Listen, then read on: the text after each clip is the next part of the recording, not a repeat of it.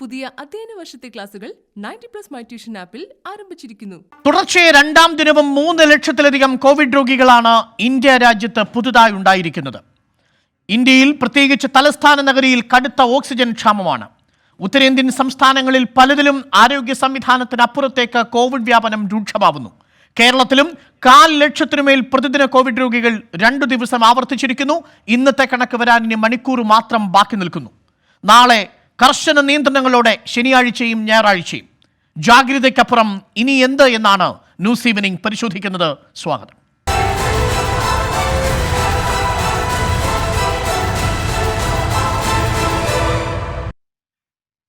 നമുക്കൊപ്പം ആരോഗ്യ വിദഗ്ധർ ഈ ചർച്ചയിൽ പങ്കുചേരുന്നുണ്ട്.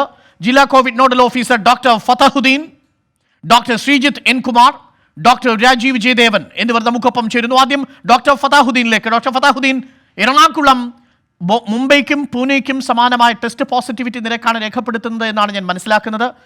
ഒരു കോവിഡ് ഹബ്ബായി എറണാകുളം ജില്ല മാറുന്ന ഒരു സാഹചര്യമുണ്ട്. ഈ ഘട്ടത്തിൽ ഡോക്ടർ ഫതഹുദ്ദീൻ, നാളത്തെയും മറ്റന്നാളത്തെയും നിയന്ത്രണം, അതിനുശേഷം ഇപ്പോൾ IIT-യുടെ പഠനമനുസരിച്ച് പീക്ക് വരാൻ പോകുന്ന മെയ് 2 വരെയുള്ള ദിവസങ്ങൾ എറണാകുളത്ത് സ്ഥിതി ആശങ്കാജനകമാണ്. തീർച്ചയായും ഇപ്പോൾ നമ്മൾ കേരളത്തിൽ ഏറ്റവും കൂടുതൽ ആക്റ്റീവ് കേസസ് ഉള്ള ഒരു ഡിസ്ട്രിക്റ്റാണ് എറണാകുളം. അതിന് പ്രധാന കാരണം അറിയാമല്ലോ, നമ്മുടെ ഒരു കൊമേഴ്സ്യൽ ഹബ്ബാണ് കൊച്ചി. ഒരുപാട് ആൾക്കാർ എപ്പോഴും അതും പോവുകയും ചെയ്യുന്ന ആക്ടിവിറ്റീസ് ഉള്ള ഹബ്ബാണ്. പല സംസ്ഥാനങ്ങളിൽ നിന്ന് ആൾക്കാർ താമസിക്കുന്നുണ്ട്, മറ്റ് ഡിസ്ട്രിക്റ്റിലെ ആൾക്കാരെല്ലാം ഇവിടെ ജോലി ചെയ്യുന്നുണ്ട്. ലൈഫ് നോർമലായി ഇരിക്കുന്ന ഒരു അവസ്ഥയിലാണ് പെട്ടെന്ന് ഇങ്ങനെ ഒരു സർജ് വന്നത്. അപ്പോൾ തീർച്ചയായും ഈ ഡിസ്ട്രിക്റ്റ് ഈ എന്ത് എമർജൻസിയും ഫേസ് ചെയ്യാൻ പ്രിപ്പയർഡാണ്. നിങ്ങൾക്ക് അറിയാവുന്ന പോലെ എല്ലാ ഹോസ്പിറ്റൽസും വീണ്ടും പഴയതുപോലെ ഒരു സർജ് ആക്ടിവിറ്റി, അതായത് what we call surge plan, വളരെ ആക്റ്റീവായിട്ട് മുന്നോട്ട് പോയിക്കൊണ്ടിരിക്കുന്നു. അതുകൊണ്ട് കഴിയുന്നതും വേഗം നമ്മുടെ ഈ രോഗം എത്രയും പെട്ടെന്ന് നിയന്ത്രണത്തിലാക്കാനും രോഗികൾ അതീവ ഗുരുതരാവസ്ഥയിലാവുന്നതിന് മുമ്പ് തന്നെ അവർക്കുള്ള അഡിക്വേറ്റ് ട്രീറ്റ്മെൻറ്റും ഏർലി ട്രീറ്റ്മെൻറ്റ് ഹോസ്പിറ്റലിൽ എത്തിച്ചു കൊടുക്കാനുള്ള എല്ലാവിധ സജ്ജീകരണങ്ങളും യുദ്ധകാലാടിസ്ഥാനത്തിൽ നടക്കുന്നു. പിന്നെ നമുക്കറിയാമല്ലോ, we are used to this now. It's more than 1 year now and we had seen the worst of it since the last 12 doctor, ഞാൻ മനസ്സിലാക്കുന്നത് ഒരു ദിവസം 5000-ഓളം പുതിയ കോവിഡ് രോഗികൾ എറണാകുളം ജില്ലയിൽ യാഥാർത്ഥ്യമാകാൻ പോകുന്നുവെന്നാണ് ഈ കണക്കുകളിൽ നിന്ന് ഞാൻ മനസ്സിലാക്കുന്നത്. 5000-ഓളം അടുക്കുന്നുവെന്ന് പറഞ്ഞാൽ അതിനാവശ്യമായ വെന്റിലേറ്റർ, ICU സംവിധാനങ്ങൾ, ഇതെല്ലാം എറണാകുളം ജില്ലയിൽ ഈ ഘട്ടത്തിൽ വേണ്ടത്ര നമ്മുടെ കയ്യിൽ കരുതലുണ്ടോ? എറണാകുളം ജില്ലയിലെ government hospitals, government medical college അറിയാമല്ലോ, കളമശ്ശേരി, മറ്റ് പെരിഫറൽ ഹോസ്പിറ്റൽസ്, എറണാകുളത്തെ സംബന്ധിച്ചിടത്തോളം പ്രധാനമായിട്ടുള്ള മേജർ ചങ്ക് നമ്മുടെ പ്രൈവറ്റ് ഹോസ്പിറ്റൽസും ഇപ്പം ആക്ച്വലി അത് പേഷ്യൻസിനെ എടുത്തു തുടങ്ങിയിട്ടുണ്ട്. നേരത്തെ എടുത്തു, അതിപ്പോൾ അവർ കൂട്ടിയിട്ടുണ്ട്. ഗവൺമെൻറ്റിൻ്റെ ഡയറക്ഷൻ പ്രകാരം 10% ICU ബെഡ്സും വെന്റിലേറ്റേഴ്സും എല്ലാ പ്രൈവറ്റ് ഹോസ്പിറ്റൽസും കമ്പൽസറി ആയിട്ട് രോഗികൾക്ക് വേണ്ടി മാറ്റിവെക്കണമെന്നും ഓർഡർ ഇറങ്ങിയിട്ടുണ്ട്. അപ്പോൾ കാരണത്താൽ നമ്മൾ പാനിക് ആവേണ്ട കാര്യമില്ല. We are prepared, we are now getting time and we will definitely make sure that നമ്മുടെ എല്ലാ പേഷ്യൻസിനും വളരെ ബുദ്ധിമുട്ടില്ലാത്ത രീതിയിലുള്ള ചികിത്സ കൊടുക്കണമെന്ന് തന്നെയാണ് വിചാരിക്കുന്നത്. ICU ബെഡ്സ് ആവശ്യത്തിന് ഇപ്പോഴുണ്ട്. പക്ഷേ ഈ പറഞ്ഞ മാതിരി 5000-ഉം 10,000-ഉം 15,000-ഉം ആയാൽ ഒരു സംസ്ഥാനത്തിനും ഒരു ഡിസ്ട്രിക്റ്റിനും താങ്ങാൻ വയ്യാത്ത അവസ്ഥയിലോട്ട് പോയി കഴിഞ്ഞാൽ മാത്രമേ നമുക്ക് അതിനുള്ള ആശങ്കയ്ക്ക് വകയുള്ളൂ. ഇപ്പോൾ നമ്മൾ നേരിട്ട് ചോദിച്ചാൽ ഡോക്ടർ, എത്ര വരെ പ്രതിദിന കോവിഡ് രോഗികളെ നിലവിലുള്ള സാഹചര്യത്തിൽ നമ്മുടെ കൊച്ചിയിലെ ഇൻഫ്രാസ്ട്രക്ചർ ഫെസിലിറ്റി അനുസരിച്ച് നിലനിർത്താൻ സാധിക്കും, മാനേജ് ചെയ്യാൻ സാധിക്കും? ഇപ്പോൾ ഈ 5,000 എന്ന് പറയുമ്പോൾ ആക്റ്റീവ് കേസസ് എനിക്ക് തോന്നുന്നു ഒരു 12,000-ഓ 13,000 ആണ് ഇന്നിപ്പോൾ നമ്മുടെ ഡിസ്ട്രിക്റ്റിലുള്ളത്. അതിൽ തന്നെ ഒരു 10% മേ റിക്വയർ ഹോസ്പിറ്റലൈസേഷൻ, അതിൽ തന്നെ ഒരു 5% require oxygen in the hospital and around ഒരു 1% probably need ICU and ventilator care. ഇതിനുള്ള സാഹചര്യം ഇപ്പോൾ നമ്മുടെ കയ്യിലുണ്ട്. പക്ഷേ ഇതിൽ കൂടി കഴിഞ്ഞാൽ we should now make more arrangements. I think the whole plan is on the way. അതായത് ഒരു ഡെഡ് ലൈനിലേക്ക് അഥവാ നമ്മളൊരു ഡേഞ്ചർ സോണിലേക്ക് കടക്കുന്നതിന് തൊട്ട് മുന്നിൽ നിൽക്കുന്നു. സോ ഫാർ നമ്മൾ സോ ഗുഡ് എന്നതേ പറയാൻ കഴിയൂ. So far we are trying to be so good. We will not be overconfident, but definitely നമ്മൾ അത് ചെയ്യുന്നതായിരിക്കും. Okay, doctor Sreejith N Kumar കൂടി നമുക്കൊപ്പം ചേരുന്നു. ഡോക്ടർ ശ്രീജിത്ത്, ഇന്ത്യയിൽ ഗുരുതരമായ അവസ്ഥ തലസ്ഥാനത്തുണ്ട്. നമ്മൾ ആ റിപ്പോർട്ടുകളൊക്കെ കാണുകയാണ്. ഞാനിപ്പോൾ തൊട്ട് മുമ്പ് ഗംഗാറാം ഹോസ്പിറ്റലിലെ PROയുമായിട്ട് സംസാരിച്ചിരുന്നു. അവിടെയും സ്ഥിതി വളരെ ഗുരുതരമായി തന്നെ തുടരുന്നു. 25 രോഗികൾക്ക് അവരുടെ ജീവൻ നഷ്ടമായ വാർത്ത നമ്മൾ ഞെട്ടലോടുകൂടിയാണ് അറിഞ്ഞത്. നമ്മുടെ രാജ്യത്ത് ഓക്സിജൻ ക്ഷാമം മൂലം ആശുപത്രിയിൽ രോഗികൾ പിടഞ്ഞു മരിക്കുന്ന ഒരു സാഹചര്യം തലസ്ഥാനത്തുണ്ട്. സംസ്ഥാനത്ത് ആ കണക്കുകൾ വല്ലാതെ പെരുകിക്കൊണ്ടിരിക്കുന്നു. ഇന്ന് വരുന്ന കണക്കും ഒരുപക്ഷെ 400,000 മുകളിലാകാം എന്നാണ് നമ്മൾ മനസ്സിലാക്കുന്നത്. 3-4 ദിവസം കൊണ്ട് 40,000 കടന്നേക്കാനുള്ള സാധ്യതയും തള്ളിക്കളയാൻ കഴിയില്ല. എത്രമാത്രം ആശങ്കാജനകമാണ്. നാളത്തെയും മറ്റന്നാളത്തെയും നിയന്ത്രണങ്ങളോട് പൊതുസമൂഹം സഹകരിക്കുന്ന രീതി വളരെ നിർണായകമായിരിക്കുമോ? തീർച്ചയായിട്ടും നമുക്ക് ഈ പറഞ്ഞ മാതിരി ഇപ്പോഴത്തെ ഒരു മഹാമാരിയിൽ നമുക്ക് ഓരോരുത്തർക്കും വളരെ വലിയ ഉത്തരവാദിത്വമുണ്ട്. നമ്മൾ രോഗം നമുക്ക് വരാതിരിക്കുവാനും നമുക്ക് ചുറ്റുമുള്ളവർക്കും വരാതിരിക്കുവാനും തീർച്ചയായും നാം വിചാരിച്ചാൽ സാധിക്കുകയും ചെയ്യും. അപ്പോൾ ഒരു വശത്ത് ഈ കടൽ പോലെ വെള്ളമാണെങ്കിലും ഒരു ചെറിയ ചങ്ങാടത്തിൽ തന്നെ നമ്മൾ സുരക്ഷിതരാണ് എന്നുള്ളത് നമ്മൾ മനസ്സിലാക്കണം. അതുകൊണ്ടാണ് വീണ്ടും വീണ്ടും ആവർത്തിച്ച് നമ്മൾ സ്വീകരിക്കേണ്ട മുൻകരുതലുകളെ കുറിച്ച് പറഞ്ഞു പോകുന്നത്. അപ്പോൾ ഏറ്റവും പ്രധാനം ആവശ്യമില്ലാത്തൊരു കാര്യത്തിന് വീട്ടിന് പുറത്തേക്ക് ഇറങ്ങരുത് എന്നത് തന്നെയാണ്. നമ്മുടെ ജോലിക്ക് വേണ്ടി മാത്രമായിരിക്കണം. ബാക്കിയെല്ലാം കുറച്ച് ദിവസത്തേക്കൊന്ന് മാറ്റിവെക്കുക.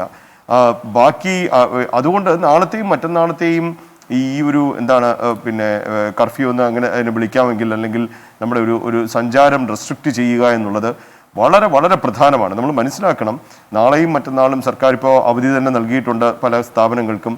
അപ്പോൾ അതിൻ്റെ ഭാഗമായി ചേർന്നുകൊണ്ട് ഏറ്റവും അടിയന്തരമല്ലാത്ത കാര്യങ്ങൾ ഒഴിവാക്കുക തന്നെ വേണം. ഒരു 2 ദിവസത്തെ പോലും നമുക്കൊരു ബ്രേക്ക് ഈ അവസരത്തിൽ ഉണ്ടാകുന്നത് ഈ രോഗവ്യാപനത്തിൽ വളരെ വലിയ വ്യത്യാസമുണ്ടാക്കും.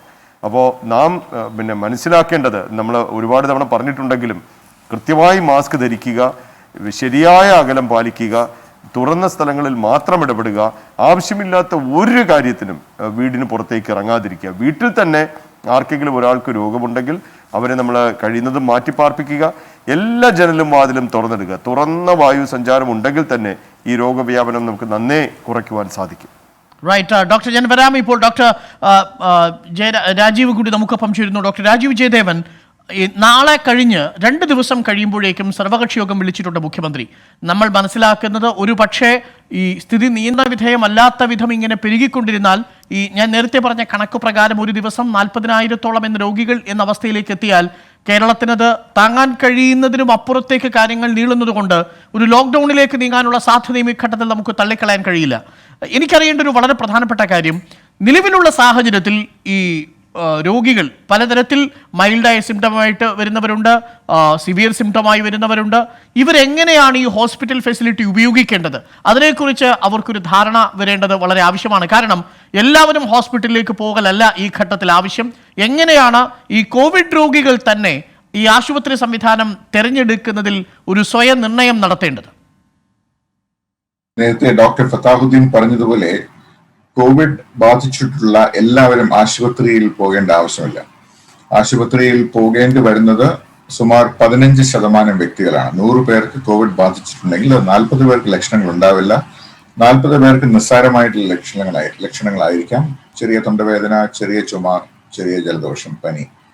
ഇനി 15% വ്യക്തികൾ അവർ സിവിയർ എന്ന് പറയും. അതായത് പനിയോടൊപ്പം ശ്വാസം മുട്ടൽ അല്ലെങ്കിൽ ചുമ, അതായത് റെസ്പിറേറ്ററി ഇൻഫെക്ഷൻ ഉള്ളതിന്റെ ലക്ഷണങ്ങൾ പനിയോടൊപ്പം ഉണ്ടാവുകയാണെങ്കിൽ, പ്രത്യേകിച്ചും അവർ പ്രായക്കൂടുതലുള്ളവരാണെങ്കിൽ, അവർ ആശുപത്രിയുടെ അല്ലെങ്കിൽ ഡോക്ടറുടെ സഹായം നിരന്തരം തേടേണ്ടതാണ്. ഇവരിൽ പലരെയും ഡോക്ടറുടെ മേൽനോട്ടത്തിൽ വീടുകളിൽ പരിചരിക്കാനുള്ള സംവിധാനങ്ങൾ നമ്മുടെ സംസ്ഥാനത്ത് കഴിഞ്ഞ വർഷം മുതൽ ആരോഗ്യവകുപ്പിന്റെ മേൽനോട്ടത്തിൽ അത് ഇറക്കിയിട്ടുണ്ട്. നമ്മുടെ ജില്ലാ ഭരണകൂടം അതിന് വളരെ സജ്ജമാണ്. അതിനുള്ള ഹെൽപ്പ് ലൈനുകളും എല്ലാം സജ്ജമാണ്. അപ്പോൾ ജനങ്ങൾ ഭയചകിതരായി ആശുപത്രിയിലേക്ക് പോകരുത് എന്നുള്ളതാണ് ഡോക്ടർമാർ ഇതുവരെ അറിയിച്ചിട്ടുള്ളത്. കാരണം ആശുപത്രി ബെഡുകൾ വളരെ അവശരായിട്ടുള്ള രോഗികൾക്ക് വേണ്ടി മാത്രമാണ് ഇപ്പോൾ മാറ്റിവെച്ചിട്ടുള്ളത്. ഡോക്ടർ ശ്രീജിത്ത് പറഞ്ഞതുപോലെ ഇത് വഷളാവുകയാണെങ്കിൽ, രോഗികളുടെ ഒഴുക്ക് കൂടുകയാണെങ്കിൽ അവശരായ രോഗികൾക്ക് ചികിത്സ എത്തിക്കാൻ സാധിക്കാതെ വരും. അത് ആ സാധ്യത നമ്മൾ എപ്പോഴും മുന്നിൽ കാണണം. ഡോക്ടർ രാജീവ്, കുറച്ചുകൂടി വ്യക്തമായി നമുക്ക് പ്രേക്ഷകർക്ക് മനസ്സിലാവാൻ വേണ്ടി ഏതു ഘട്ടത്തിൽ മാത്രമാണ് ആശുപത്രിയിൽ ഇവർ എത്തേണ്ടത്? ടു ബി വെരി ക്ലിയർ, ഏത് സിംറ്റംസ് എത്രമാത്രം സിവിയറിറ്റിയിൽ വരുമ്പോഴാണ് അവർ എത്തേണ്ടത്? ആ ചോദ്യം ഏറ്റവും ഉത്തമമായി ഉത്തരം നൽകാൻ കഴിവുള്ള ആൾ ഡോക്ടർ ഫത്താഹുദ്ദീനാണ്. ഞാൻ ഫത്താഹുദ്ദീനിലേക്ക് വരാം. Doctor Fathahuddin, please answer me. ഏതു ഘട്ടത്തിൽ, ഏത് ലെവലിൽ എത്തുമ്പോൾ, ഏത് സിംറ്റം എങ്ങനെ കാണിക്കുമ്പോഴാണ് ആശുപത്രിയിൽ എത്തേണ്ടത്? Thank you doctor Jayadevan. അപ്പോൾ എന്തായാലും അതൊരു വളരെ പ്രസക്തമായ ചോദ്യമാണ്. നിങ്ങൾ പോസിറ്റീവായി വീട്ടിലിരിക്കുക, അതുപോലെ നിങ്ങളുടെ എല്ലാ ക്വാറന്റൈനും കോവിഡ് പ്രോട്ടോക്കോളും പാലിച്ച് വീട്ടിൽ ഇരിക്കുക. കഴിയുമെങ്കിൽ ഇപ്പം നിങ്ങൾക്ക് നേരത്തെ ശ്വാസകോശ രോഗങ്ങൾ വന്നിട്ടുള്ളവരാണ്, അല്ലെങ്കിൽ നിങ്ങൾക്ക് വയസ്സായവരാണ്, മറ്റ് അസുഖങ്ങൾ അലസപ്പെട്ടതാണെങ്കിൽ, അല്ലെങ്കിൽ ശ്വാസമുട്ട് ഉള്ള ആൾക്കാർ ആണെങ്കിൽ, അല്ലെങ്കിൽ പനി കടശലായിട്ട് കൂടി 2-3 ദിവസത്തിൽ കൂടുതൽ നിൽക്കുന്നു, നിങ്ങൾക്കെല്ലാം ഓക്സിജൻ നോക്കാനായിട്ടൊരു പൾസ് ഓക്സിമീറ്റർ എന്നൊരു ഒരു ഉപകരണമുണ്ട്. അത് 2000 രൂപ കൊടുക്കുമ്പോൾ നമുക്ക് കിട്ടും. അത് എല്ലാവർക്കും അഫോർഡ് ചെയ്യാൻ പറ്റുമെന്ന് ഞാൻ പറയുന്നില്ല. പറ്റുന്നവർക്ക് അത് വാങ്ങിച്ച് അത് നോക്കാം. നോർമൽ ഓക്സിജൻ ലെവൽ എന്ന് പറയുന്നത് 97, അതായത് 97 to 100 ആണ്. എല്ലാവർക്കും 97 to 100 കാണും. ഇപ്പോൾ എൻ്റെ ഒക്കെ നോക്കിയാൽ ഒരു 96, 97 ഉണ്ടാവും. That is okay. അതാണ് നമ്മുടെ ബേസ് ലൈൻ സാച്ചുറേഷൻ. അതിൽ നിന്ന് കുറഞ്ഞ് നിങ്ങളൊന്ന് നടക്കുക, ബാത്റൂം വരെ പോവുകയൊക്കെ ചെയ്യുന്ന സമയത്ത് അതൊരു 93, 97, 93, 92 ആവുകയാണെങ്കിൽ അതൊരു റെഡ് ഫ്ലാഗ് സൈനാണ്. നിങ്ങൾ ഉടനെ തന്നെ അടുത്ത ഹോസ്പിറ്റലുമായിട്ട് ബന്ധപ്പെടുകയും അതിനുള്ള അഡ്മിഷന് വേണ്ടി ശ്രമിക്കുകയും വേണം. ഇതാണ് അപ്പോൾ നമുക്കറിയാവുന്ന ഒരു മേജർ സിംറ്റം എന്താണ്? ന്യൂമോണിയ സിംറ്റംസ് ആണ്. കടുത്ത ചുമച്ച് കഴിഞ്ഞാൽ ഉടനെ സംസാരിക്കാൻ പറ്റാത്ത ശ്വാസം മുട്ട് വരിക, ഇതും റെഡ് ഫ്ലാഗ് സൈനാണ്. അങ്ങനെ വന്നാലും ഉടനെ തന്നെ നിങ്ങൾ ഹോസ്പിറ്റലിലോട്ട് പോകണം. മൂന്നാമതുള്ളത്, നിങ്ങൾ എഴുന്നേൽക്കുമ്പോൾ വല്ലാത്ത ക്ഷീണം, ശരീരത്ത് അനങ്ങാൻ വയ്യ, ബെഡിൽ നിന്ന് വലത്തോട്ടോ ഇടത്തോട്ടോ തിരിയുമ്പം തന്നെ നിങ്ങൾക്ക് ശ്വാസം മുട്ടുകയും ക്ഷീണം, ശരീരം പൊട്ടുന്ന ക്ഷീണം അനുഭവപ്പെടുകയും ചെയ്യുക, പനിയും അതിൻ്റെ കൂടെ ഉണ്ടാവുക. ഈ 3 മേജർ കാറ്റഗറീസിലുള്ളവർ വീട്ടിലിരിക്കാൻ പാടില്ല. നാലാമത്, വളരെ അപൂർവമായിട്ടാണ് കോവിഡ് പോസിറ്റീവ് ഉള്ള ആൾക്കാർക്ക് മറ്റ് സിംറ്റങ്ങൾ വരുന്നത്. നമ്മളൊരു ആശുപത്രിയിൽ കൂടുതൽ കാണുന്നുണ്ടെങ്കിലും ഒരു 40-45 വയസ്സുള്ള ഒരു ഡയബറ്റിക് അല്ലെങ്കിൽ ഹൈപ്പർ ടെൻഷനുള്ള ആളിന് ചുമയോ ശ്വാസമുട്ടോ ഒന്നും കാണൂല, കോവിഡ് പോസിറ്റീവ് ആയിരിക്കും. പെട്ടെന്നൊരു ചെസ്റ്റ് പെയിൻ പോലെ തോന്നുമെങ്കിലും ഉടനെ ഹോസ്പിറ്റലിൽ എത്തണം. പിന്നെ വലത് കാലിലോ ഏതെങ്കിലും കയ്യിലോ ഏതെങ്കിലും ഒരു സൈഡ് മുഴുവൻ തളർന്നു പോകുന്ന പോലത്തെ പെരുപ്പോ വീക്ക്നെസ്സോ ക്ഷീണമോ തോന്നുമെങ്കിലും നിങ്ങൾ ഹോസ്പിറ്റലിൽ പോകണം. അപ്പോൾ ന്യൂമോണിയയുടെ സിംറ്റംസ് കടുത്ത ചുമ, ശ്വാസം മുട്ട്, ഒന്ന് അനങ്ങാൻ വയ്യാത്ത അവസ്ഥ, അല്ലെങ്കിൽ ചുമ തുടങ്ങി 2 ദിവസമായിട്ടും കുറയുന്നില്ല, അത് കൂടി വരുന്നു, അവരും ഹോസ്പിറ്റലിലോട്ട് പോകണം. പിന്നെ ഈ ഓക്സിജൻ സാച്ചുറേഷൻ ലെവൽ കുറയുന്നവരും ആശുപത്രിയിൽ പോകണം. അതികഠിനമായ ക്ഷീണം, അതായത് വന്നവർക്ക് മാത്രമാണ് അറിയാം. നിങ്ങൾ ബെഡിൽ നിന്ന് ഡ്രെയിൻ ചെയ്ത് താഴോട്ട് പോകുന്ന ഒരു വല്ലാത്ത അവസ്ഥയാണ്. നിങ്ങൾക്ക് കണ്ട ഒരു കുഴപ്പവും തോന്നുന്നില്ല, പക്ഷേ വലത്തോട്ടോ ഇടത്തോട്ടോ തിരിയാൻ പറ്റുന്ന അതികഠിനമായ ക്ഷീണം, അതോടൊപ്പം ഉണ്ടാകുന്ന വല്ലാതെ ഒരു വെറുപ്പ് തോന്നുക, നമ്മൾ ഡിപ്രസ്ഡ് ആയിരിക്കും. അപ്പോൾ ഇങ്ങനത്തെ അമിതമായ ക്ഷീണം കാണുന്നവരും ഹോസ്പിറ്റലിൽ എത്തണം. ബാക്കിയുള്ളവർക്കൊക്കെ ചെറിയ പനി, ചെറിയ മസിൽ പെയിൻ അത്രയൊക്കെ ഉള്ളുവെങ്കിൽ നിങ്ങളുടെ അടുത്ത ഫാമിലി ഫിസിഷ്യൻ്റെ ചെറിയ കൺസൾട്ടേഷൻ ഓവർ ദ ഫോണോ അങ്ങനെയൊക്കെ മനസ്സിലാക്കി വൈറ്റമിൻസും മറ്റും കഴിഞ്ഞ് വീട്ടിലിരുന്നാൽ മതി. അപ്പോൾ ഞാൻ കൺക്ലൂഡ് ചെയ്യാം, നിങ്ങൾ പേടിക്കേണ്ട കാര്യമില്ല. പേഷ്യൻറ്റിന് തന്നെ അറിയാൻ പറ്റും 2 ദിവസമായി ചുമ പോസിറ്റീവാണ്, 2 ദിവസമായിട്ട് ചുമ കൂടുന്നു. 2 ദിവസം കൂടുതൽ ഇരിക്കരുത്. കാരണം 48 to 72 അവേഴ്സിൽ നമ്മളുടെ ഈ ബേസ് ലൈൻ ഓക്സിജൻ 97 നിന്ന് 92, 88 ആവും. ഇപ്പം നമ്മൾ കണ്ടുവരുന്ന ഈ പുതിയ സ്ട്രെയിൻ്റെ ഒരു പ്രത്യേകത എന്ന് പറഞ്ഞാൽ ഒരു 3-4 ദിവസം പോസിറ്റീവായി കഴിഞ്ഞ് സിംറ്റംസ് തുടങ്ങിക്കഴിഞ്ഞാൽ വേഗം ശ്വാസം മുട്ട് വരുന്നു. ഇപ്പോൾ ബ്രെത്ത്ലെസ് പേഷ്യൻസ് നമുക്കിപ്പോൾ കൂടുതൽ കണ്ടുവരുന്നു. അതിൻ്റെ ഏജും നമ്മൾ പണ്ട് വിചാരിച്ചത് 50, 55, 60 വയസ്സിന് മുകളിലുള്ള ഒരു കോമോർബിഡ്, അതും മാറിയിട്ടുണ്ട്. 45 വയസ്സിന് താഴെയുള്ള ഒരുപാട് ആൾക്കാർ ഇപ്പോൾ ശ്വാസം മുട്ടൽ ന്യൂമോണിയ ആയിട്ട് അഡ്മിറ്റഡ് ആവുന്നുണ്ട്. ഇപ്പോൾ ഈ ന്യൂമോണിയ വരുന്ന ടൈം ഇൻ്റർവെൽ നേരത്തെക്കാലം കുറഞ്ഞിരിക്കുന്നു. പണ്ട് 9th day 10th day ഒക്കെയാണ് ഈ സിംറ്റം പോസിറ്റീവായി ചെറിയ പനി, ശ്വാസം മുട്ട് തുടങ്ങി കൂടി ചുമ വന്നു, 5-6 ദിവസം കഴിഞ്ഞ് പിന്നെയാണ് ന്യൂമോണിയ കൂടുതലായി ആശുപത്രി വന്നുകൊണ്ടിരുന്നതെങ്കിൽ ഇപ്പോൾ പോസിറ്റീവായി 3-4 ദിവസം കഴിയുമ്പം തന്നെ അവർ ബ്രെത്ത്ലെസ് ആയിട്ട് ശ്വാസം മുട്ടിയിട്ട് വരുന്നുണ്ട്. അപ്പോൾ കുറച്ചുകൂടെ വേഗം ന്യൂമോണിയ വരുന്നതായിട്ട് കാണുന്നു. അതുകൂടാതെ പേഷ്യൻസിൻ്റെ ഏജും കുറച്ചുകൂടെ യങ്ങർ ഏജ് ഗ്രൂപ്പ് നമ്മൾ കണ്ടുവരുന്നുണ്ട്. അപ്പോൾ ഇതൊക്കെയാണ് പ്രത്യേകം ശ്രദ്ധിക്കേണ്ട കാര്യങ്ങളും. ഈ ലക്ഷണങ്ങൾ ഉണ്ടെങ്കിൽ നിങ്ങൾ വൈദ്യസഹായം തേടുക. ഒരൊറ്റ കാര്യം കൂടി ഡോക്ടർ, ഇതിൽ ചില അഭ്യൂഹങ്ങൾ കൂടി ചില ഓൺലൈൻ മാധ്യമങ്ങൾ പ്രചരിപ്പിക്കുന്നുണ്ട്. അതായത് പ്രായമാവാത്ത അല്ലെങ്കിൽ നമ്മൾ പറഞ്ഞ ഈ 45 വയസ്സ് തികയാത്ത ചിലർ വളരെ പെട്ടെന്ന് കോവിഡ് വന്നതിനു ശേഷം കുഴഞ്ഞു വീണു മരിക്കുന്ന ചില വാർത്തകളൊക്കെ ചിലർ എക്സാജറേറ്റ് ചെയ്ത് പ്രചരിപ്പിക്കുന്നുണ്ട്. അത്തരത്തിലുള്ള സാഹചര്യം ഒന്നും നിലവിലത്തെ രോഗലക്ഷണവുമായി ബന്ധപ്പെട്ട് കേരളത്തിൽ റിപ്പോർട്ട് ചെയ്യപ്പെടുകയോ നിങ്ങളുടെ ശ്രദ്ധയിൽപ്പെടുകയോ ചെയ്തിട്ടുണ്ട്?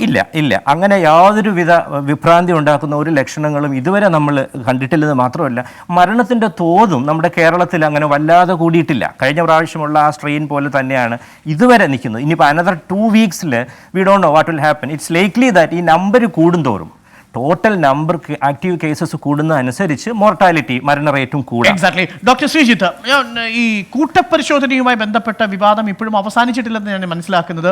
ഡോക്ടർ ശ്രീജിത്ത് അതിനെക്കുറിച്ചൊരു അഭിപ്രായം നേരത്തെ പറഞ്ഞിട്ടുണ്ടെന്നാണ് മനസ്സിലാക്കുന്നത്. പക്ഷേ മുഖ്യമന്ത്രി ഏറ്റവും ഒടുവിൽ ഈ KGMOയുടെ നിർദ്ദേശത്തെ തള്ളിക്കളയുന്നൊരു സാഹചര്യം ഉണ്ടായി. ഇത് കാണുന്ന പ്രേക്ഷകരെ സംബന്ധിച്ചൊരു ആശയക്കുഴപ്പം ഇപ്പോഴും നിലവിലുണ്ട്. ഇവർ ഈ മാസ് ടെസ്റ്റിന് വിധേയമാവേണ്ടതുണ്ടോ, അല്ലെങ്കിൽ ഓഗ്മെന്റഡ് ടെസ്റ്റിന് ഈ ആളുകൾ വിധേയമാകേണ്ടതുണ്ടോ? അവർക്കൊരു തീരുമാനമെടുക്കണം. അതൊരു എക്സ്പേർട്ട് ഒപ്പീനിയൻ ആ അർത്ഥത്തിൽ എന്തായിരിക്കും? വാക്സിനേഷൻ ക്യാമ്പിലുള്ള തിക്കും തിരക്ക് നമ്മൾ കണ്ടതാണ്. ഇപ്പോൾ അത് ഒഴിവായി. തീർച്ചയായിട്ടും റൈറ്റ്. അല്ല, ഈ ടെസ്റ്റുകൾ കൂട്ടണം എന്നുള്ളതിനകത്ത് യാതൊരു അഭിപ്രായ വ്യത്യാസവും ഇല്ല. ഇന്നലെ ഐ എം എ ഇന്നലെയല്ല, തുടക്കം മുതൽ തന്നെ IMA ആവശ്യപ്പെട്ട് വരുന്നത് ടെസ്റ്റുകൾ കൂടുതൽ ചെയ്യണം എന്ന് തന്നെയാണ്. സർക്കാർ സമീപകാലത്ത് 1 ലക്ഷത്തിലധികം ടെസ്റ്റുകൾ ചെയ്യാൻ തയ്യാറാകുന്നു എന്നുള്ളതും നല്ല കാര്യമാണ്. കാരണം കൂടുതൽ ടെസ്റ്റുകൾ ചെയ്യും തോറും നമുക്ക് കൂടുതൽ ആൾക്കാരെ കണ്ടുപിടിക്കാൻ സാധിക്കും. ഈ കണ്ടുപിടിക്കപ്പെടുന്ന ആളുകൾ, നേരത്തെ ഡോക്ടർ ഫത്താഹുദ്ദീൻ സൂചിപ്പിച്ചതുമാതിരി, ലക്ഷണങ്ങൾ ഒരുപാട് പേർക്കുണ്ടാകില്ല. പക്ഷെ എന്നാൽ പോലും അവർക്ക് മറ്റുള്ളവരിലേക്ക് പകരുവാൻ സാധിക്കും. അങ്ങനെ കൂടുതൽ ആളുകൾ കണ്ടുപിടിക്കപ്പെടുകയാണെങ്കിൽ ഒരു വശത്ത് അവരെ നമുക്ക് ചിട്ടയായിട്ട് ഐസൊലേറ്റ് ചെയ്യാൻ പറ്റിയാൽ അവരെ ആ ഉത്തരവാദിത്വം കൂടി ഏറ്റെടുക്കണം. അങ്ങനെ ചിട്ടയായിട്ട് ഐസൊലേറ്റ് ചെയ്യാൻ പറ്റുകയാണെങ്കിൽ തീർച്ചയായിട്ടും രോഗവ്യാപനം തടയാൻ സാധിക്കും. മാത്രമല്ല, നമ്മൾ നേരത്തെ ചർച്ച ചെയ്ത മാതിരി നാളെയും മറ്റന്നാളുമൊക്കെ ഈ ഭാഗികമായിട്ടെങ്കിലും നമ്മുടെ ഒരു സഞ്ചാര സ്വാതന്ത്ര്യം റെസ്ട്രിക്റ്റ് ചെയ്യപ്പെടുമ്പോഴേക്ക് വീണ്ടും തടയാൻ സാധിക്കും. അപ്പോൾ സമ്പൂർണ്ണമായ ഒരു ലോക്ക്ഡൗണിലേക്ക് പോകാതിരിക്കാൻ വേണ്ടി ഈ എത്രത്തോളം നമുക്ക് റെസ്ട്രിക്റ്റ് ചെയ്യാമോ അതിനകത്ത് ഇത് രണ്ടും തീർച്ചയായിട്ടും പ്രധാനപ്പെട്ട ഉപാധികളാണ്. ഞാൻ മനസ്സിലാക്കുന്നത് KGMOA ചൂണ്ടിക്കാണിച്ചത് അതിൻ്റെ ടെസ്റ്റ് റിസൾട്ട് കൂടി കഴിയുന്നതും വേഗം കൊണ്ടുവരണമെന്നുള്ളതാണ്. അപ്പോൾ ഈ RT-PCR എന്ന് പറയുന്ന ടെസ്റ്റിൽ നമുക്ക് വളരെ നല്ല ടെസ്റ്റാണ്. പക്ഷെ അതിനകത്തുള്ളൊരു ന്യൂനത, അത് ചെയ്യാൻ ഒരുപാട് സമയമെടുക്കുമെന്നും ഒരുപാട് സാങ്കേതികമായിട്ടുള്ള ഒരു പിൻബലം അതിനാവശ്യമുണ്ടെന്ന് ഉള്ളതുമാണ്. അപ്പോൾ ആൻറ്റിജൻ ടെസ്റ്റ് പൊതുവിൽ നമുക്ക് ഒരുപാട് ഉപയോഗിക്കാൻ പറ്റാത്തൊരു ടെസ്റ്റാണെന്ന് പറയുമ്പോൾ തന്നെയും ഇത്തരം സ്ക്രീനിങ് സാഹചര്യത്തിൽ തീർച്ചയായിട്ടും ആൻറ്റിജൻ ടെസ്റ്റിനും അതിൻ്റേതായിട്ടുള്ള റോളുണ്ട്. അപ്പോൾ ശരിയായ രീതിയിൽ ആൻറ്റിജനും RT-PCR ഉപയോഗിച്ച് കഴിയുന്നത്ര ആളുകളെ പരിശോധിക്കുകയും KGMOയും മുഖ്യമന്ത്രിയും പറഞ്ഞത് വ്യത്യസ്തമാണെന്ന് എനിക്ക് തോന്നുന്നില്ല. അവർ രണ്ടുപേരും പറഞ്ഞത് കൂടുതൽ ടെസ്റ്റുകൾ ചെയ്യണം തന്നെയാണ്. IMAയുടെയും നിലപാട് അത് തന്നെയാണ്. അതുകൊണ്ട് ടെസ്റ്റ് ചെയ്യുന്നതിൽ തീർച്ചയായിട്ടും ഒരു വൈമനസ്യത്തിൻ്റെ ആവശ്യമില്ല. പക്ഷെ ടെസ്റ്റിംഗ് കേന്ദ്രങ്ങളിലായാലും വാക്സിൻ കേന്ദ്രങ്ങളിലായാലും ക്രൗഡ് ഉണ്ടാകുന്നത്, ആൾക്കൂട്ടം ഉണ്ടാകുന്നത് ഒരിക്കലും ശരിയല്ല. മാത്രവുമല്ല, ടെസ്റ്റ് ചെയ്യുന്നതിൻ്റെ റിസൾട്ടുകൾ എത്രയും നേരത്തെ ലഭ്യമാക്കി അവരെ ഐസൊലേറ്റ് ചെയ്യാനുള്ള സംവിധാനങ്ങൾ കൂടി അതാത് വ്യക്തികളും സമൂഹവും കുടുംബങ്ങളും ഏറ്റെടുക്കണമെന്ന് കൂടിയാണ് IMAയ്ക്ക് പറയാനുള്ളത്. റൈറ്റ്. ഡോക്ടർ രാജീവ് ജയദേവൻ, ഇന്ന് പുതിയൊരു മെഡിസിന് കൂടി DGCA അനുമതി കൊടുത്തിട്ടുണ്ട് ഇന്ത്യയിൽ. അത് വിറാഫിൻ എന്ന് പറയുന്ന സൈഡസ് കാർഡിലയുടെ മെഡിസിനാണ്. 7 ദിവസം കൊണ്ട് ഫലപ്രാപ്തി ഉണ്ടാവുമെന്നാണ് വിറാഫിൻ്റെ നിർമ്മാതാക്കളായ ഈ കമ്പനി പറയുന്നത്. ഈ റെംഡെസിവിർ കൂടാതെ വിറാഫിൻ കൂടി ഇനിയിപ്പോൾ ആശുപത്രികളിൽ എത്തുന്നത് കൊണ്ട് ആ അർത്ഥത്തിൽ ഏതെങ്കിലും തരത്തിലുള്ളൊരു മാറ്റം ഉടൻ ഉണ്ടാകുമെന്ന് നമ്മൾ കരുതേണ്ടതുണ്ടോ? ഉടൻ തന്നെ ഈ മരുന്ന് ഉപയോഗിക്കണം എന്ന ഉള്ള അഭിപ്രായം എനിക്കില്ല. ഈ മരുന്ന് ശരിക്കും ഒരു പെഗിലേറ്റഡ് ഇന്റർഫെറോൺ 2B ആണ്. അത് ഹെപ്പറ്റൈറ്റിസ് ബിക്കും സിക്കും മറ്റു പല വ്യാധികൾക്കും മുൻകാലങ്ങളിൽ ഉപയോഗിച്ചതിനാണ്. പ്രത്യേകിച്ചും ഹെപ്പറ്റൈറ്റിസ് സിയുടെ പുതിയ മെഡിസിൻ വന്നതിന് ശേഷം ഇത് ഔട്ട് ഓഫ് ഫാഷൻ ആയി പോയതാണ്. അതായത് അതിനേക്കാൾ മെച്ചപ്പെട്ട മെഡിസിൻ വന്നതോടുകൂടി ഇതിന്റെ ഉപയോഗം തീരെ കുറഞ്ഞു വന്നിരിക്കുകയാണ്. അപ്പൊ ഇതേ മെഡിസിൻ ഇതിന് ഫലം കണ്ടേക്കും എന്നുള്ള ഒരു രീതിയിൽ ഒരു 200ഓളം വ്യക്തികളിൽ നടത്തിയ ഒരു പഠനമാണ്. അവർ അതിന്റെ ഫലം നമുക്ക് പ്രോപ്പറായിട്ട് ലഭ്യമായിട്ടില്ലെങ്കിലും അവരുടെ പ്രസ് റിലീസിൽ പറയുന്നത് ഈ ഇഞ്ചക്ഷൻ എടുത്തവരിൽ നേരിയ വ്യത്യാസം മാത്രമേ അവർ ചൂണ്ടിക്കാണിച്ചിട്ടുള്ളൂ. മാത്രവുമല്ല, ചെറിയ സംഖ്യയുള്ള പേഷ്യൻസ്, 200 പേഷ്യൻസിലും മറ്റും ഒരു മരുന്ന് പരീക്ഷിച്ചു കഴിഞ്ഞാൽ വലിയ വ്യത്യാസങ്ങളൊന്നും നമുക്ക് കണ്ടുപിടിക്കാൻ സാധിക്കില്ല. കാരണം ഈ COVID-19 പ്രത്യേകത വളരെ അധികം വ്യക്തികളിൽ പരിശോധന നടത്തിയാൽ അല്ലെങ്കിൽ ഇന്റർവെൻഷൻ നടത്തിയാൽ മാത്രമേ നമുക്ക് വ്യത്യാസങ്ങൾ കണ്ടുപിടിക്കാൻ സാധിക്കുകയുള്ളൂ. അതുകൊണ്ട് ഇത് ഒരു ഒബ്സർവേഷൻ ആണ്. ഇത് ഇങ്ങനെ ഒരു അപ്രൂവൽ വന്നു എന്ന് ഞാൻ മനസ്സിലാക്കുന്നുണ്ട്. പക്ഷെ ഉടനെ ആരും അതിന് കയറി ചികിത്സയ്ക്ക് മുതിരും എന്ന് ഞാൻ മനസ്സിലാക്കുന്നില്ല. മാത്രവുമല്ല, ഇതിന്റെ സൈഡ് എഫക്ട് പ്രൊഫൈലും വളരെ കാര്യമായിട്ടുള്ള സൈഡ് എഫക്ട് പ്രൊഫൈൽ ഉള്ളതാണ്. അതെല്ലാം മനസ്സിലാക്കി സെൽ കൗണ്ടിലും. ഞാനൊരു ഗ്യാസ്ട്രോ എൻട്രോളജിസ്റ്റ് ആണ്. മുൻകാലങ്ങളിൽ ഹെപ്പറ്റൈറ്റിസ് സി ചികിത്സിച്ചിരുന്നത് വർഷങ്ങളായിട്ട് ഈ മെഡിസിൻ ഉപയോഗിച്ചിട്ടാണ്. പലതരത്തിലുള്ള സൈഡ് എഫക്ട് ഉള്ളതാണ്. അതുകൊണ്ട് ഇത് വളരെ എല്ലാ കാര്യങ്ങളും മനസ്സിലാക്കി തീരുമാനിച്ചതിന് ശേഷം വേണം ഇത് ഈ വഴി മുമ്പോട്ട് പോകാനായിട്ട്.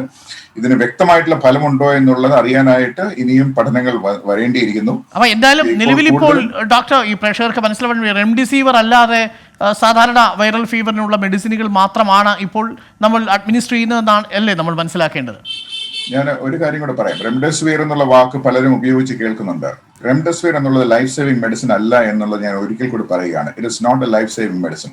WHO തന്നെ വ്യക്തമാക്കി കഴിഞ്ഞു റെംഡെസിവിറിന് COVID-19 റോൾ ഇല്ല എന്നുള്ളത്. ഇനി ഇത് മെഡിസിൻ ഒരു ഏതാനും മിനിറ്റുകൾ കൊണ്ട് പറയാൻ പറ്റുന്ന കാര്യങ്ങളല്ല. ഇതൊക്കെ വളരെ ഡീപ്പായിട്ടുള്ള സയൻസ് ആണ്. പക്ഷെ ചുരുക്കി പറഞ്ഞു കഴിഞ്ഞാൽ COVID-19 ഉള്ള ചുരുക്കം വ്യക്തികളിൽ ചിലപ്പോൾ ഗുണം കണ്ടേക്കാവുന്ന ഒരു മെഡിസിൻ മാത്രമാണ് റെംഡെസിവിർ. അല്ലാതെ എല്ലാവർക്കും കൊടുക്കേണ്ട മെഡിസിൻ അല്ല. ഒരുപക്ഷെ ഈ പുതിയ മെഡിസിനും അതുപോലെ തന്നെ ഏതാനും ചില വ്യക്തികളിൽ മാത്രം ഗുണം കണ്ടേക്കാവുന്ന മെഡിസിനായി പരിണാമപ്പെട്ടേക്കാം. റൈറ്റ്. ഡോക്ടർ രാജീവ്, ഒരു നിമിഷം, അതിനു മുമ്പ് എനിക്ക് ഫത്തഹുദ്ദീനിലേക്ക് കൂടി പോയി. Doctor Fathahuddin, oxygen shortage India നേരിടുന്ന ഏറ്റവും പ്രധാനപ്പെട്ട വിഷയമാണ്. പ്രാണവായു കിട്ടാതെ മരിക്കുന്ന ദയനീയ ചിത്രങ്ങളാണ് ഡൽഹിയിൽ നിന്നും ഞങ്ങളുടെ റിപ്പോർട്ടർമാരും ഞങ്ങളുടെ ക്യാമറമാന്മാരും പകർത്തിക്കൊണ്ടിരിക്കുന്നത്. പലയിടങ്ങളിൽ നിന്നും വലിയ നീണ്ട ക്യൂ കാണപ്പെടുന്നുണ്ട്. ആംബുലൻസുകൾ ഉത്തരേന്ത്യയിലെ പല ആശുപത്രികളിലും ക്യൂ നിൽക്കുകയാണ് അഡ്മിഷന് വേണ്ടി, ചിലത് ശ്മശാനങ്ങളിൽ സ്പേസിന് വേണ്ടി. ഒരു ദുരന്തപൂർണമായ ചിത്രമാണ് ഇന്നലെ അടക്കം ഞങ്ങളും ദേശീയ മാധ്യമങ്ങളും ഒക്കെ പങ്കുവെച്ചുകൊണ്ടിരിക്കുന്നത്. അപ്പോഴും എൻ്റെ ഒരു സംശയം, കേരളത്തിൽ നമ്മളിപ്പോൾ ഓക്സിജൻ സർപ്ലസ് ആണ് ഈ ഘട്ടത്തിൽ എന്നാണ് ഞാൻ മനസ്സിലാക്കുന്നത്. സമാനമായൊരു സാഹചര്യം കേരളത്തിൽ എത്താനുള്ളൊരു അവസ്ഥയുണ്ടാകുമെന്ന് താങ്കൾ കരുതുന്നുണ്ടോ? ഓക്സിജൻ ഈ പറഞ്ഞ മാതിരി നമുക്ക് വി ആർ സെറ്റിംഗ് പ്രട്ടി ഇഷ്ടംപോലെ ഓക്സിജൻ നമുക്കുണ്ട്. എല്ലാ ഹോസ്പിറ്റലിലും, ഗവൺമെൻറ് ഹോസ്പിറ്റലിൽ, taluk hospital, district hospital, private hospitals, പല മേജർ കോർപ്പറേറ്റ് ഹോസ്പിറ്റൽസും they have their own oxygen generators and oxygen tanks which is full. അപ്പോൾ ഇപ്പോഴില്ല. പക്ഷേ ഈ ഓക്സിജൻ എന്ന് പറയുന്ന ഒരു സാധനം മാത്രമല്ലല്ലോ ട്രീറ്റ്മെൻറ്റ് കൊടുക്കുന്നത്. പേഷ്യൻറ്റിന് നമുക്ക് അങ്ങനൊരു അവസ്ഥ വന്നാൽ ഏറ്റവും പ്രധാനം നമുക്ക് ഹോസ്പിറ്റലൈസ് ചെയ്യുക, ഒരു ഡോക്ടർ കാണുക, അവൻ്റെ കണ്ടീഷൻ എന്താണെന്ന് മനസ്സിലാക്കുക എന്നുള്ളതാണ് ഏറ്റവും പ്രധാനം. അതോടൊപ്പം ഓക്സിജൻ തീർച്ചയായിട്ടും വേണ്ട കാര്യം തന്നെയാണ്. അങ്ങനെ വന്നാലും ബെഡിനോടൊപ്പം ഓക്സിജനും തീർച്ചയായിട്ടും നമ്മുടെ ഈ സർജ് പ്ലാനിൽ എല്ലാ ഹോസ്പിറ്റൽസിലും ഇപ്പോഴുണ്ട്. അത് തീർച്ചയായിട്ടും നമ്മൾ ഓഗ്മെൻറ്റ് ചെയ്യുന്നതായിരിക്കും. അപ്പോൾ ഇപ്പോൾ നമുക്ക് പേടിക്കേണ്ട യാതൊരു കാര്യമില്ല. ഓക്സിജൻ ബെഡാണല്ലോ ഇപ്പം നമ്മുടെ പ്രധാന സംഭവം. ഇപ്പം നമ്മൾ we are not talking about ഇപ്പം ICU ബെഡിനേക്കാളും കൂടുതൽ ഓക്സിജൻ ബെഡ് അങ്ങനെ വന്നു കഴിഞ്ഞാൽ ഡോക്ടർ അരുൺ പറഞ്ഞ പോലത്തെ ഒരു വളരെ ഭയാനകമായ ഒരു അവസ്ഥ വന്നാൽ പോലും പേഷ്യൻറ്റിനെ നമ്മൾ കിടത്തി ഓക്സിജൻ കൊടുക്കാനുള്ള ഒരു സംവിധാനം നിലവിലെ സാഹചര്യത്തിൽ കേരളത്തിലുണ്ട്.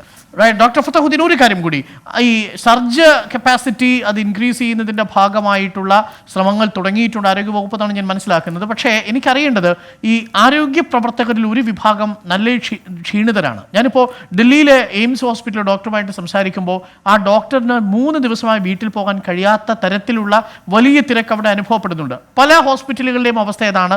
ഡൽഹി മലയാളികളായ ചില ഡോക്ടർമാർ നമ്മളോട് പറയുന്നത് നമ്മളുടെ ഈ ചർച്ചയ്ക്ക് വന്നിരിക്കാൻ പോലും അവർക്ക് സമയം കിട്ടുന്നില്ല എന്നാണ്.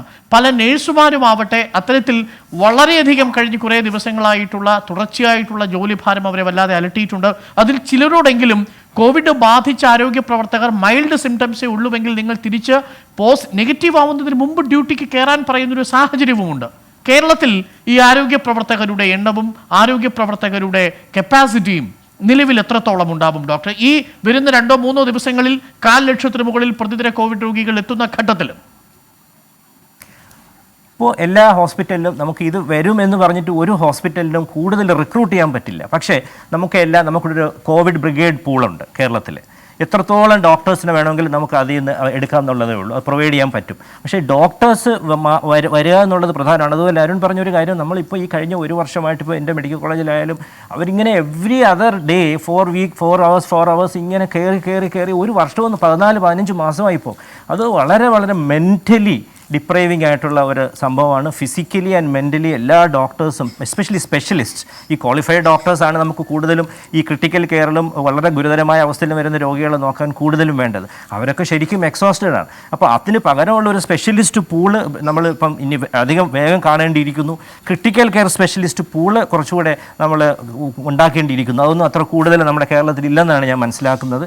പക്ഷേ ഡോക്ടേഴ്സ് ആ സച്ച് ഇഷ്ടം പോലെ നമുക്ക് എടുക്കാനുണ്ട്. ഒരു അങ്ങനെ ഒരു അവസ്ഥ വന്നാൽ എല്ലാ ഡോക്ടേഴ്സും കട്ടിങ് അക്രോസ് ദ സ്പെഷ്യാലിറ്റീസ് എല്ലാ UK-ലും ഇറ്റലിയിലും സ്പെയിനിലും ഒക്കെ അവർ ചെയ്യുന്ന ഗൈനക്കോളജിസ്റ്റ്, ഓർത്തോപീഡീഷ്യൻസ് ഒക്കെ അവർക്കൊരു ബേസിക് ട്രെയിനിങ് കൊടുത്ത് അവരങ്ങ് ICUലോട്ടും ആശുപത്രിയിലോട്ടും ഇറങ്ങുമായിരുന്നു.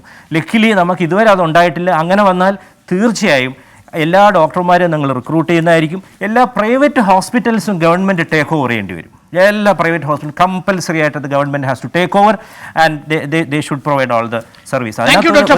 ഞാൻ വളരെ വേഗം ഡോക്ടർ ശ്രീജിത്തിലേക്ക് കൂടി മടങ്ങാം. ഒരു പ്രധാനപ്പെട്ട കണക്ക് ഒരു പ്രേക്ഷകൻ ഇപ്പോൾ എന്നോട് എഴുതി ചോദിച്ചിരിക്കുന്നത്, ഈ നിലവിൽ 3 ലക്ഷത്തോളം ആളുകളെ ടെസ്റ്റ് ചെയ്യുമ്പോൾ ഉണ്ടാവുന്ന വലിയ കണക്കുകളുടെ കാര്യമാണ് നമ്മൾക്ക് പ്രതിദിനം കിട്ടുന്നതെങ്കിൽ മൊത്തമുള്ള കേരളത്തിലെ ജനസംഖ്യയിൽ 70 ലക്ഷത്തോളം ആളുകൾക്ക് ഇപ്പോൾ കോവിഡ് ബാധയുണ്ട് എന്നാണോ ഈ കണക്കുകളിൽ നിന്ന് നമ്മൾ മനസ്സിലാക്കേണ്ടത് എന്നാണ്. വെൽക്കം ബാക്ക് പ്രിയപ്പെട്ട പ്രേക്ഷകരെ. കോവിഡ് വ്യാപനം അതിരൂക്ഷമായി തുടരുന്ന സാഹചര്യത്തിലാണ് ന്യൂസ് ഈവനിംഗ് അതിജാഗ്രതയ്ക്കും അപ്പുറം ഇനി എന്ത് എന്ന ചർച്ചയിലേക്ക് കടക്കുന്നത് ആരോഗ്യ വിദഗ്ധനായ doctor Fathahuddin, doctor Sreejith N Kumar, doctor Rajeev Vijayadevan എന്നിവർ നമുക്കൊപ്പമുണ്ട്. ഒരിക്കൽ കൂടി എനിക്ക് ഡോക്ടർ ഫത്തഹുദ്ദീനിലേക്ക് പോകണം. ഡോക്ടർ ഫത്തഹുദ്ദീൻ, ഈ വാക്സിൻ്റെ കണക്കുകൾ ഇപ്പോൾ ഏകദേശം ആശ്വാസകരമായ കണക്കുകളിലേക്കാണ് കേരളം എത്തി നിൽക്കുന്നത് മറ്റ് സംസ്ഥാനങ്ങളെ അപേക്ഷിച്ച്. ഏകദേശം 15% ആളുകൾ ഇപ്പോൾ വാക്സിൻ സ്വീകരിച്ചു കഴിഞ്ഞു എന്നാണ് കണക്കുകൾ പറയുന്നത്. പക്ഷേ ഈ തുടക്കത്തിലുണ്ടായിരുന്ന ഒരു ലഥാർജി അല്ലെങ്കിൽ വാക്സിനോടുള്ള ഒരു താല്പര്യക്കുറവ്, പിന്നീട് വാക്സിൻ കിട്ടാൻ വേണ്ടിയിട്ട് ക്യാമ്പുകളിലേക്ക് ഇടിച്ചു കയറിയ ആൾക്കൂട്ടം, നമ്മൾ എന്താണ് മനസ്സിലാക്കേണ്ടത്? വാക്സിൻ സ്വീകരിക്കുന്നതുമായി ബന്ധപ്പെട്ട് എന്താണ് ഓരോ പ്രേക്ഷകനും മനസ്സിലാക്കേണ്ട ഫാക്ട്? നമുക്കറിയാമല്ലോ, നമ്മൾ ജനുവരി 16 കേരളത്തിൽ വാക്സിനേഷൻ തുടങ്ങുന്നത്. വളരെ സിസ്റ്റമാറ്റിക് ആയിട്ട് എല്ലാ പോസിബിൾ സ്ഥലങ്ങളിലും, ഗ്രാമങ്ങളിലും, പഞ്ചായത്തുകളിലും, മെട്രോസിലും മൾട്ടിപ്പിൾ ഹോസ്പിറ്റൽസും ട്രീറ്റ്മെൻറ്റ് സെൻറ്റേഴ്സ്, എസ്പെഷ്യലി ഈ സ്ഥലത്ത് പറയുന്നത് പ്രൈവറ്റ് ആശുപത്രികൾ വളരെ സുത്യർഹമായ സേവനമാണ് ഗവൺമെൻറ് ആശുപത്രികളോടൊപ്പം അവർ സഹകരിച്ചു നിന്നത്. പക്ഷേ എന്നിട്ടും ഒരുപാട് മിസ് ഇൻഫർമേഷൻ ഈ വാക്സിനെ കുറിച്ചുണ്ട്. നമുക്കറിയാം, ഡോക്ടർ രാജീവ് ജയദേവനൊക്കെ ഒരു മേജർ ഫൈറ്ററായിരുന്നു ഈ വാക്സിൻ എഗെയിൻസ്റ്റ് ആയിട്ട് നിൽക്കുന്നവർക്കെതിരായിട്ട് ഒരുപാട് റൈറ്റപ്പുകളൊക്കെ എഴുതുകയൊക്കെ ചെയ്തിരുന്നു. പക്ഷേ നമ്മുടെ ആൾക്കാർക്ക് വിവരമില്ലാത്തതുകൊണ്ടല്ല, എനിക്ക് തോന്നുന്നു അവർക്ക് വിവരം കൂടി പോയതുകൊണ്ടാണെന്ന് തോന്നുന്നു. കേരളം പോലത്തെ ഇത്രയും സാക്ഷരതയുള്ള ഒരു സ്ഥലത്ത് ഈ ഫെബ്രുവരി മാർച്ചിലൊക്കെ പല വാക്സിനേഷൻ സെൻറ്ററുകളിലും ആൾ വളരെ കുറവായിരുന്നു. ഞങ്ങളുടെ അടുത്തൊക്കെ ഒഫീഷ്യൽസ് ടാർഗറ്റ് പറയും, നിങ്ങൾ എന്താ 250-300 പേർക്ക് കൊടുക്കുന്നത്? 5000 പേർക്കാണ് ഡെയിലി കൊടുക്കേണ്ടത്. നമുക്ക് അന്ന് വാക്സിൻ ഉണ്ടായിരുന്നു. പക്ഷേ ഞങ്ങൾ പറഞ്ഞു 5000 പേരില്ല, 5000 പേര് വരുന്നില്ല. അപ്പോൾ എന്താ ഇൻഫർമേഷൻ എന്ന് പറയുക, ഇവർക്കൊക്കെ പറഞ്ഞ് മനസ്സിലാക്കി കൊടുത്തിരിക്കുന്നത്, ഈ വാക്സിൻ എടുത്തുകൊണ്ടൊന്ന് അസുഖങ്ങൾ വരും, ഒരു സൈഡ് തളർന്നു പോകും, പിന്നെ ആ വാക്സിൻ എടുത്താൽ തന്നെ മരണം സംഭവിക്കാം, രക്തം കട്ട പിടിക്കാം. ഇതിനൊന്നും യാതൊരുവിധ സയൻറ്റിഫിക് ബേസിസും ഇല്ലാതെ വളരെ ലക്ഷക്കണക്കിന് ആൾക്കാരെ ട്രീറ്റ് ചെയ്യുമ്പോൾ അതിൽ 0.01% ഒരാൾക്കൊരു ക്ലോട്ട് വന്നെന്നോ ഒരാൾക്ക് ഒരു സൈഡ് തളർന്നു പോയെന്നോ എന്നൊക്കെ പറഞ്ഞിട്ടുള്ള വ്യാജ പ്രചരണങ്ങളിലുമായിട്ട് ആൾക്കാർ നിന്നത്. ഇപ്പോൾ എന്തുകൊണ്ടാണ് തള്ളു വന്നത്? ക്ഷാമം കൊണ്ടല്ല തള്ളു വന്നത്. ഇപ്പോൾ അവർക്ക് മനസ്സിലായി കളി നടക്കില്ല, കാരണം ഇത്രയും ഭയങ്കരമായിട്ട് ഇത് വ്യാപിക്കുന്നു, ഇത് എടുത്തില്ലെങ്കിൽ മരിച്ചു പോകും. അപ്പോൾ ആ മെസ്സേജ് തന്നെയാണ് എനിക്ക് പറയാനുള്ളത്. നിങ്ങൾ ഏത് വാക്സിനാണോ കിട്ടുന്നത്, ഏറ്റവും അടുത്ത അവസരത്തിൽ നിങ്ങൾക്ക് കിട്ടുന്ന മുറയ്ക്ക് നിങ്ങൾ വാക്സിൻ എടുക്കുക, പ്രൊട്ടക്റ്റഡ് ആയിട്ടിരിക്കുക. നിങ്ങൾ വാക്സിൻ എടുക്കുന്നതെന്ന് ചോദിച്ചാൽ എനിക്ക് രണ്ടാമത് അസുഖം വരും, നിങ്ങൾക്ക് ചിലപ്പം വരും. വാക്സിൻ എടുക്കുന്നത് നിങ്ങൾ മരിക്കാതിരിക്കാനാണ്. ഡോക്ടർ രാജീവ്, വളരെ ക്വിക്ക് ഒരു റെസ്പോൺസ് ഈ ഒരു കാര്യത്തിൽ വേണം. വാക്സിന് വേണ്ടിയുള്ള തിരക്ക് കൂട്ടുന്നുണ്ട്, പക്ഷേ ഇപ്പോൾ ഓൺലൈൻ രജിസ്ട്രേഷനാണ്. ഇപ്പോഴും ചിലർക്കെങ്കിലും വാക്സിൻ്റെ കാര്യത്തിൽ ഒരു സംശയം നിലനിൽക്കുന്നുണ്ടെങ്കിൽ അവരോട് രാജീവിന് പറയാനുള്ളത്. നമ്മൾ ആരെ വിശ്വസിക്കണം എന്നുള്ളത് ഓരോരുത്തരുടെയും അവകാശമാണ്. അത് അവരവർ തീരുമാനിക്കണം. പേരും നാളുമില്ലാത്ത വാട്സാപ്പ് സന്ദേശങ്ങളിൽ വിശ്വസിക്കാനാണ് ഒരാളുടെ തീരുമാനമെങ്കിൽ അവരെ നമുക്ക് ഹെൽപ്പ് ചെയ്യാൻ പറ്റില്ല. പക്ഷേ ഡോക്ടർ ഫത്താഹുദ്ദീനെ പോലെയും ഡോക്ടർ ശ്രീജിത്തിനെ പോലെയും ഡോക്ടർ പത്മനാഭ ഷേനോയി ഇങ്ങനെ ഉത്തരവാദിത്തപ്പെട്ട സ്ഥാനത്തിരിക്കുന്ന നിരവധി ഡോക്ടർമാരുടെ പ്രഭാഷണങ്ങളും ലേഖനങ്ങളും നമ്മുടെ മലയാളികൾക്ക് നിരന്തരം കിട്ടിക്കൊണ്ടിരിക്കുകയാണ്. ഇതിലൊന്നും വിശ്വസിക്കാതെ പേരുനാളുമില്ലാതെയുള്ള ഭയപ്പെടുത്തുന്ന തെറ്റായിട്ടുള്ള സന്ദേശങ്ങൾ വായിക്കുമ്പോൾ തീർച്ചയായിട്ടും നമുക്ക് ശരിയായ തീരുമാനമെടുക്കാൻ സാധിക്കാതെ വരും. അതുകൊണ്ട് എനിക്ക് പറയാനുള്ളത്, ആരെ വിശ്വസിക്കണം എന്ന് തീരുമാനിക്കുക. ആരോഗ്യവകുപ്പിനെ നമുക്ക് വിശ്വസിക്കാം, നമ്മുടെ ഗവൺമെന്റിനെ നമുക്ക് വിശ്വസിക്കാം. ഒരിക്കലും ആരോഗ്യവകുപ്പ് നമുക്ക് തെറ്റായിട്ടുള്ള നിർദ്ദേശങ്ങൾ തരികയില്ല എന്നുള്ള വിശ്വാസം നമുക്ക് ആദ്യം ഉണ്ടാകണം. ആ വിശ്വാസം ഉണ്ടെങ്കിൽ ബാക്കിയെല്ലാം ശരിയാകും. ഡോക്ടർ ശ്രീജിത്ത്, ഈ വാക്സിൻ സമ്പൂർണ്ണ സാർവത്രിക വാക്സിനേഷനിലേക്ക് ഇന്ത്യ ഇതുവരെയും കടന്നിട്ടില്ല. ഇപ്പോഴും അത് വിലയിട്ട് നിശ്ചയിച്ചിരിക്കുന്നത് സ്വകാര്യ കമ്പനികളാണ്. ഈ വിഷയത്തിൽ നമ്മൾ ഇന്നലെ ഏറെ ചർച്ച ചെയ്തതുമാണ്. ഈ കേന്ദ്ര സർക്കാർ ഉടൻ വാക്സിൻ നയം തിരുത്തിയില്ലെങ്കിൽ രാജ്യം മറ്റൊരു ഭീതിതമായ ഘട്ടത്തെ ആയിരിക്കും സ്വീകരിക്കുക എന്നാണോ താങ്കളും കരുതുന്നത്? വാക്സിൻ തീർച്ചയായിട്ടും നമുക്ക് എല്ലാവരിലേക്കും വാക്സിൻ എത്തിക്കേണ്ടതുണ്ട്. പക്ഷെ ഒരു കാര്യം നാം മനസ്സിലാക്കണം, ഈ ആഴ്ചയോ അടുത്ത ആഴ്ചയോ അതിൻ്റെ അടുത്ത ആഴ്ചയോ കോവിഡ് രോഗം വ്യാപിക്കാതിരിക്കുന്നത് വാക്സിൻ വഴിയാകില്ല. കാരണം വാക്സിൻ നമുക്ക് 2 വാക്സിൻ സ്വീകരിച്ച് 2 ആഴ്ച കഴിയുമ്പോഴാണ് അതിൻ്റെ പ്രതിരോധം നമുക്ക് ലഭിക്കുന്നത്. ഒരു വാക്സിൻ ആദ്യത്തെ ഡോസ് കിട്ടിക്കഴിയുമ്പോൾ തന്നെ ഒരു പരിധി വരെ നമുക്ക് പ്രതിരോധം ലഭിക്കുന്നുണ്ട്. ഇന്നലെ ICMR അതിൻ്റെ കണക്കുകളൊക്കെ പുറത്തുവിട്ടിരുന്നു. പക്ഷേ ഈ ആഴ്ച നമുക്ക് പ്രതിരോധം ലഭിക്കണമെങ്കിൽ അത് സാധ്യമാണ്. എങ്ങനെയാണ്? നമുക്ക് സാമൂഹ്യ വാക്സിൻ, നമ്മൾ മാസ്ക് ധരിക്കുക, ശരിയായ അകലം പാലിക്കുക, അടഞ്ഞ മുറികൾ ഒഴിവാക്കുക, ആവശ്യമില്ലാത്ത സഞ്ചാരങ്ങൾ ഒഴിവാക്കുക. അപ്പോൾ തീർച്ചയായിട്ടും 100% പ്രതിരോധിക്കാൻ സാധിക്കുന്ന ഒരു രോഗമാണ്. നേരത്തെ ഡോക്ടർ ഫത്താഹുദ്ദീൻ ഈ രോഗത്തിൻ്റെ തീവ്രതയെക്കുറിച്ചൊക്കെ പറഞ്ഞപ്പോൾ നമ്മൾ മനസ്സിലാക്കേണ്ടത്, ഈ രോഗം വന്നിട്ട് പിന്നെ പരക്കം പായുന്നതിന് പകരം രോഗം വരാതെ തന്നെ തടയുക എന്നുള്ളതാണ്. താങ്കൾ തന്നെ മറ്റേ ഇടവേളയിലേക്ക് പോകുമ്പോൾ ഒരു കണക്ക് സൂചിപ്പിച്ചിരുന്നു. കേരളത്തിലെ 70 ലക്ഷത്തോളം ആളുകൾക്ക് വന്നോ എന്നാണോ ഇത് സൂചിപ്പിക്കുന്നത്? അല്ല, 70 ലക്ഷത്തോളം ആളുകൾക്ക് വന്നു എന്നല്ല. പക്ഷേ 100-ൽ കാരണം ഈ ടെസ്റ്റ് ചെയ്യുമ്പോൾ എല്ലാം പിന്നെ ഒരു ഹൈ റിസ്ക് കാറ്റഗറിയിലാണ് കൂടുതലും ഒരുപാട് ടെസ്റ്റുകൾ ചെയ്യുന്നത്.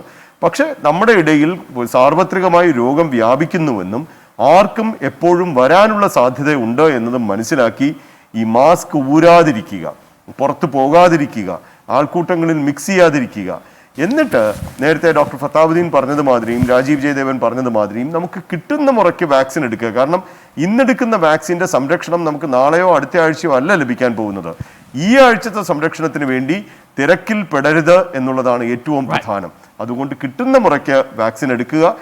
ഇപ്പോൾ നമ്മുടെ ദേശീയ തലത്തിലും സംസ്ഥാന തലത്തിലും കൂടുതൽ വാക്സിനുകൾ ലഭ്യമാകുവാൻ ഉള്ള കൂടുതൽ മാർഗങ്ങൾ വരുന്നുണ്ട്. മാത്രമല്ല ഇതിനോടകം നമ്മൾ നൽകിയ വാക്സിൻ ഈ ഏറ്റവും കൂടുതൽ അപകടമുള്ള കാറ്റഗറിക്കാണ്. അതുകൊണ്ട് തീർച്ചയായിട്ടും മരണനിരക്ക് കുറയ്ക്കാൻ ഇത് സഹായിക്കും.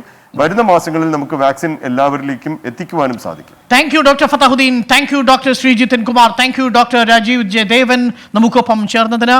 രാജ്യം നിർണായകമായ കോവിഡ് പ്രതിസന്ധിയെ അതിജീവിച്ചുകൊണ്ടിരിക്കുന്ന സാഹചര്യമാണ്.